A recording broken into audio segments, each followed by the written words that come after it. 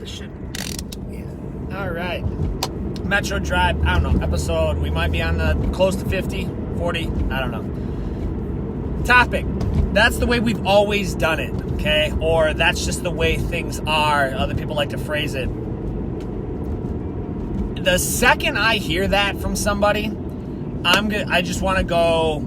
It's almost like if I hear that, I'm like, good. We're changing that right now. Like, that's how we've always done it. Real quick story. Bear with me, okay? If you're over 40, you've probably heard this. But so millennial. I'm going to make this culture. Millennial was cooking Thanksgiving dinner, right?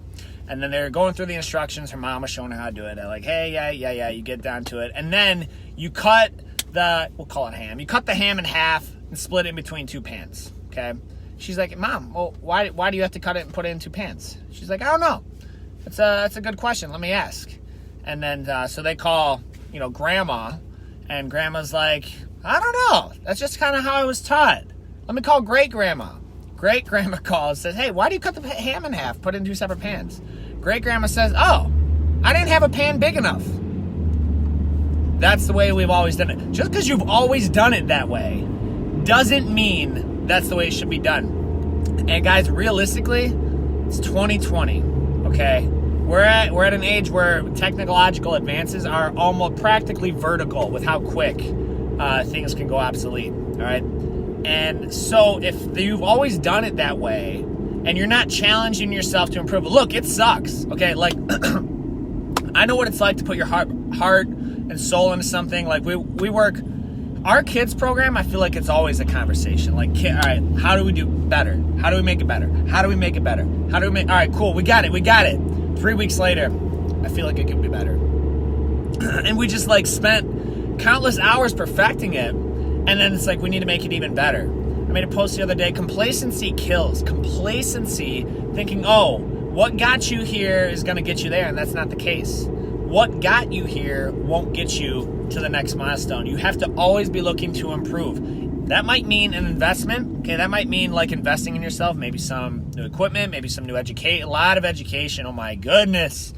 Some of the industries, they're dealing with 20-year-old information, 30-year-old information. And it just hasn't changed, and that's kind of nonsense. We don't believe in that. So always continuing education. It might mean challenging what has been known to always be right. Okay, I had a conversation with a family member. This was years ago, and he was looking for a career change. I was like, so what's something that you want to do, man? Just anything. What is it? Okay, what's something that you love to do? And he's like, I don't know. I like video games. Okay, you like video games. Sweet. Why don't you get a job doing that?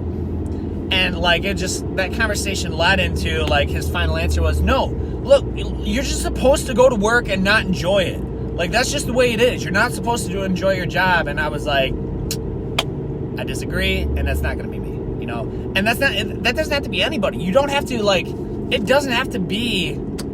This is not the 1700s where your choice of occupation was about seven